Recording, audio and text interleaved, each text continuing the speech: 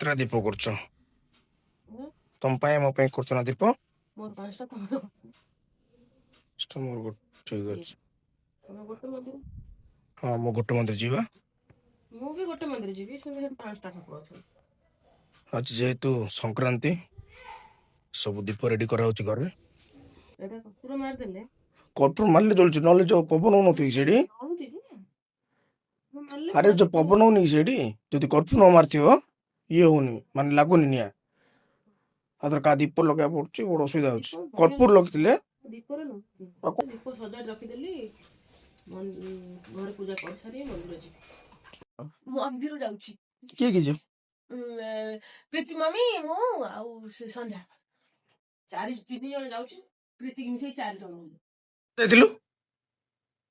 ହଁ କୁଆଡେ ଯାଇଥିଲୁ? କିନ୍ତୁ ଅନଉଛୁ ଦେଖି ସିଏ କୁଆଡେ ଯାଇଥିଲୁ? ହଁ ପଦା ଯାଇକି ତୁ ବୁଲିକି ଆଇଲୁଣୁ, ଡରିବ ତୋର ନାହିଁ? ତୋର ନାହିଁ ହଁ ଏ ହାତରେ ପଳଉଛୁ? ହଁ ଅନିଶା ପଳଉଛୁ ଆଡେ? ପାଟି କଲେ ସେ ସମୟ କୋଳରେ ପଶିଗଲା। କହିଲା ଆଉଥରେ ମୁଁ ଲୋକ ଅନୁଛୁ ଆଉ ଚୋପେ ଗାଉଛୁ ଥରେ। ହଁ ଏଗୋଟେ ପଳଉଛୁ ନାଇଁ, ଏଗୋଟେ ପଳଉଛୁ। ହଁ ଆଉ ଯିବନି, ସରି ମତେ ପଚାରୁଛୁ? ଯାଉଛି ମନୀଷା ଯାଉଛୁ, ବୁଲି ବୁଲି ଯାଉଛୁ। କୁକୁର ଚୋପ କଣ କହ? କୁକୁର ଚୋପ କରିବ ଘରେ, ତାକୁ ବିଜାର ଲାଗୁଛି, ସେ କଣ କରିବ? ପଳେଇଲା। ମମି କଣ କଲ? ଡାଲି ଆଳୁ ଭର୍ତ୍ତା ହେଇଛି ନା ହେଇନି? ବା ହେଇନି, ଆଉ ଟିକେ ଅଛି। ପାମ୍ପଡ ଭୋକ ଲାଗିଲାଣି ଲୋ। 15 ମିନିଟ୍। ଆଉ କଣ କରିବ? ପାମ୍ପଡ଼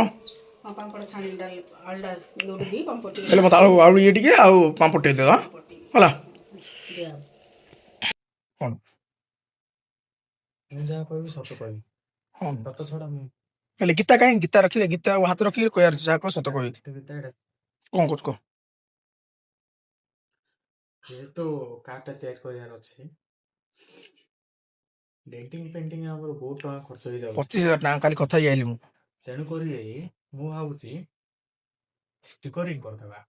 ଷ୍ଟିକରିଂ କରିବା ସେଇଟା ଆନ୍ଦା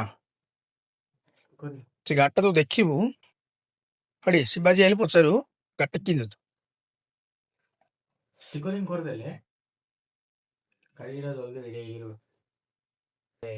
ପୁଟି ମାରିଦେବା, ବାକି ଜିନିଷ ଡଷ୍ଟ ଯାକ କ୍ଲିନ୍ କରିଦେବା, ତାପରେ ରେଡ୍ କଲର ରାଗା ଷ୍ଟିକରିଂ ଯୋଉ କୋଉ ପ୍ରକାର ଯେ ବୁଝିଲି ହଁ ପିପିଏଫ ଜିନ୍ କରନା। ହଁ ବା ସେମିତି କର, କାର୍ଟା ସାରା ହବ।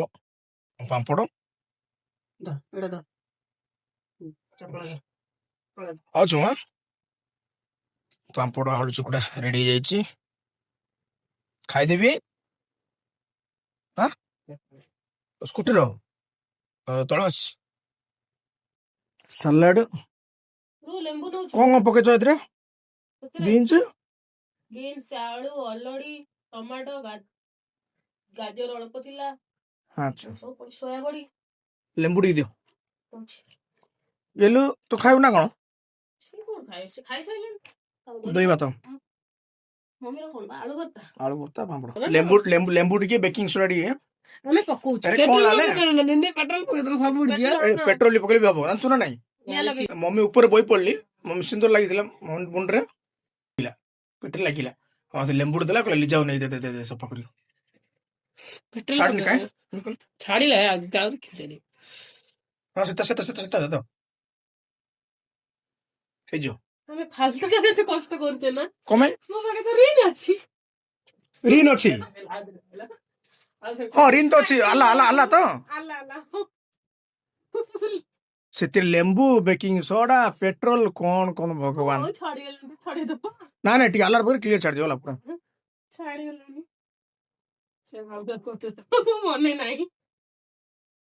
ମାମା ଖାଉଛି ତ ଦଉନି। ପ୍ରୀତି ଆଣିକି ଦେଲା ଆଳୁ ଚପ, ତୁ ଗୋଟେ ଦେଲାଣି ମାମା ସବୁ ଖାଇଦେଲା। ପ୍ରୀତି ଆଣିଦେଲା ଆଳୁ ଚପ ଗରମ ଗରମ। ମୁଁ ଖାଉଥିଲି ମସ୍ତ ବୁଲିଲା, ଏବେ ତମେ ଖାଉଛ ବୋଲି ତମ ପଟକୁ ଖାଇବ। ଲୋଭ ତାର ଥଣ୍ଡା ଲାଗୁଛି, ନିଜେ ତଳକୁ ଓହ୍ଲଉନି, ମାତ୍ର ଆମକୁ ସବୁ ତଳକୁ କାଢି ଦଉଛି।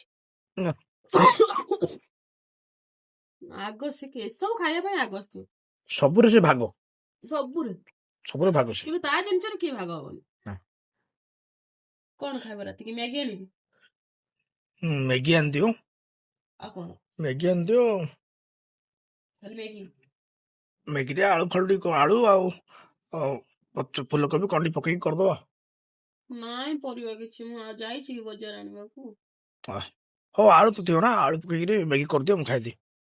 ରାତିରେ ଭାତ ଖାଇବିନି ମୁଁ। ଏବେ ତ 7:30 ହେଲା, ଆଉ ଟିକେ ଯାଉ ଆଣି କରିଦେବି ଆଉ। ମୁଁ କଣ କହୁଛି? ଏବେ ଖାଇବିନି ମୁଁ, ଖାଇଲେ 9ଟା।